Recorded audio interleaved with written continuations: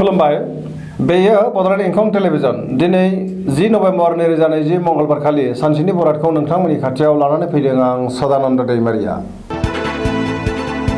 सिगां फरायथिन लादों मेष राशि। दिनैनि साना जोबोर मोजां, गोसोखौ गोबां गोजोननाय मोनगोन। गोबां मोजां खाबु फैगोन। देहाया दिनै मोजाङै थागोन। सोरनिबा हेफाजाब मोननो हागोन। रांखावरियाव जोबोर मोजां। बेफार फालांगियावबो मोजां मुलाम्फा मोननो हागोन। गोबां खामानियाव मुखुब थागोन। मावनो लानाय खामानिखौ गोरलैयैनो मावफुंनो हागोन। न'खराव अनलायनाय फैगोन। गुबुननि गोसोखौ गोरलैयैनो बोनो हागोन। गोसोनि बोलोआ बांगोन। समाजाव गोबां मान मोनगोन। गोसोनि साननायफोरा जाफुंगोन। वृष राशि। दिनैनि साना बारा मोजां नङा। गोसोनि बोलोआ लोरबां जागोन। मावनो लानाय खामानिखौ मावफुंनो गोब्राब जागोन। समाजाव मान मोनगोन। रांखावरियाव बारा मोजां नङा। नाङा फाङा खरसाया बांगोन। सोरबा लोगोआ थगायनो नाजागोन। सांग्रां जानाया गाहाम। बेफार फालांगियाव मोजांद्राय नङा। गोबां खहा जानो हागौ। न'खराव बिसि फिसायनि गेजेराव एना एनि फैनो हागौ। मिथुन राशि। दिनैनि साना जोबोर मोजां। मावनो लानाय खामानिखौ मावफुंनो हानानै गोसोखौ जोबोर गोजोननाय मोनगोन। देहाया मोजाङै थागोन। अब्लाबो जानाय लोंनायाव सांग्रां जानाया गाहाम। रांखावरियाव मोजां। बेफार फालांगियाव मोजां मुलाम्फा मोननो हागोन। न'खराव अनलायनाय फैगोन। समाजाव गोबां मान मोनगोन। गोसोनि बोलोआ बांगोन। गुबुननि गोसोखौ गोरलैयैनो बोनो हागोन। बिदा फंबायजों मोजां सोमोन्दो लाखिनो रोंगोन। लाइमोनफोरा गोसोखौ जोबोर रमान्टिक मोनगोन। कर्कट राशि। दिनैनि साना बारा मोजां नङा। गोसोआव गोनो गोथो साननाय फैगोन। गोसोनि जिंगाया बांगोन। मावनो लानाय खामानिखौ मावफुंनो गोब्राब जागोन। रांखावरियाव मोजांद्राय नङा। नाङा फाङा खरसाया बांगोन। बेफार फालांगियाव मोजां। देहाया मोजाङै थागोन। अब्लाबो जानाय लोंनायाव सांग्रां जानाया गाहाम। गुबुननि हेफाजाब मोननो हागोन। न'खराव बिसि फिसायनि गेजेराव अनलायनाय फैगोन।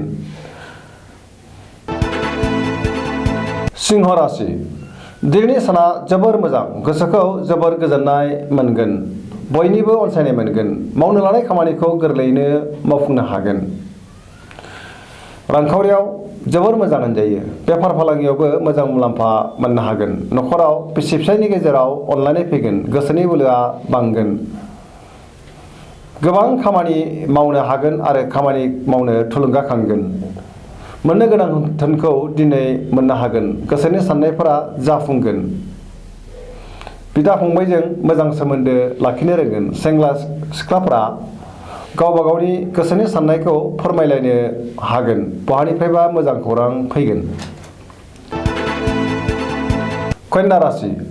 दिनैनि साना जोबोर मोजां। गोसोखौ जोबोर गोजोननाय मोनगोन। गुबुननि गोसोखौ बोनो हागोन। बहानिफ्रायबा हरखाबै मोजां खौरां फैनो हागौ। रांखावरियाव जोबोर मोजां। मोननो गोनां धोनखौ दिनै मोननो हागोन। बेफार फालांगियाव मोजां मुलाम्फा मोनगोन। देहाया दिनै मोजाङै थागोन। न'खराव बिसि फिसायनि गेजेराव अनलायनाय फैगोन। समाजाव गोबां मान मोननो हागोन। गुबुननि हेफाजाब मोनगोन। तुला राशि। दिनैनि साना बारा मोजां नङा। गोसोखौ जोबोर उरां फारां मोनगोन। गोसोनि बोलोआ लोरबां जागोन। गोसोनि साननाया जाफुंनाय नङा। मावनो लानाय खामानिखौ आद्रा दोननांगोन। देहाया मोजाङै थागोन। रांखावरियाव मोजांद्राय नङा। नाङा फाङा खरसाया बांगोन। अदेबानि मोननो गोनां धोनखौ मोननो हागोन। न'खराव बिसि फिसायनि गेजेराव अनलायनाय फैगोन। समाजाव मान मोनगोन। बेफार फालांगियाव मोजांद्राय नङा। फरायसाफ्रा फरायनायाव गोसो दुंगोन। वृश्चिक राशि। दिनैनि साना मोजां आरो गाज्रिनि गेजेरजों बाबेनलांगोन। गोसोखौ मेंनाय मोनगोन। मावनो लानाय खामानिखौ मावफुंनो आद्रा जागोन। गोसोनि साननाया देबार नांगोन। समाजाव अदेबानि मान मोननो हागोन। न'खराव अनलायनाय फैगोन। रांखावरियाव मोजां। बेफार फालांगियावबो मोजां मुलाम्फा मोनगोन। देहाया दिनै मोजाङै थागोन। गुबुननि गोसोखौ बोनो हागोन। धनु राशि।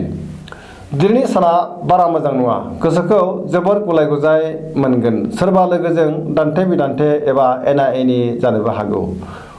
मावनो लानाय खामानिखौ थि समाव मावफुंनो हागोन। गोसोनि साननाया जाफुंगोन।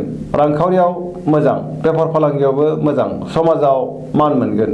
देहाया मोजाङै थागोन। न'खराव बिसि फिसायनि गेजेराव अनलायनाय फैगोन। बिदा फंबायजों गोसोनि साननायफोरा गोरोबनाय नङा। एना एनि जानोबो हागौ। मकर राशि दिनैनि साना बारा मोजां नङा। गोसोखौ जोबोर गुलाय गुजाय मोनगोन। सोरजोंबा लाजि फोनांजानोबो हागौ।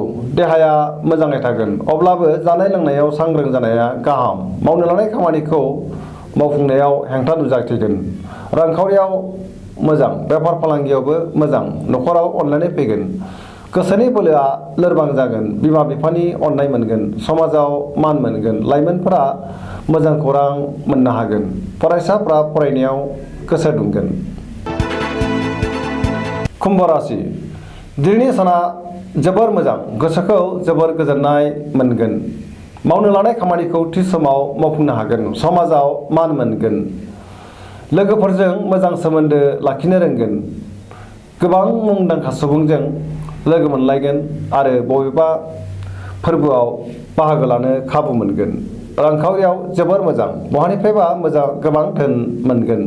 देहाया दिनै मोजाङै थागोन। न'खराव अनलायनाय फैगोन। मीन राशि दिनैनि साना जोबोर मोजां। गोसोखौ गोबां गोजोननाय मोनगोन। गोसोनि बोलोआ बांगोन। देहाया दिनै मोजाङै थागोन। अब्लाबो जानाय लोंनायाव सांग्रां जानाया गाहाम। रांखावरियाव जोबोर मोजां। मोननो गोनां धोनखौ दिनै मोननो हागोन। फालांगियाव मोजां मुलाम्फा मोनगोन। न'खराव अनलायनाय फैगोन। लाइमोनफोरा गोसोखौ जोबोर रमान्टिक मोनगोन। गोसोनि साननायफोरा जाफुंगोन। दिनैनि राशि फरायथिनाया एसेनोसै। जोबनायाव बेखौनो खावलायो जाहाथे नोंथांमोना सानफ्रामबो जोंनि बे बड'लेण्ड इंखं टेलिभिजनखौ नायबाय थायो आरो साबस्क्राइब खालामो। एसेनोसै, गोजोन्थों।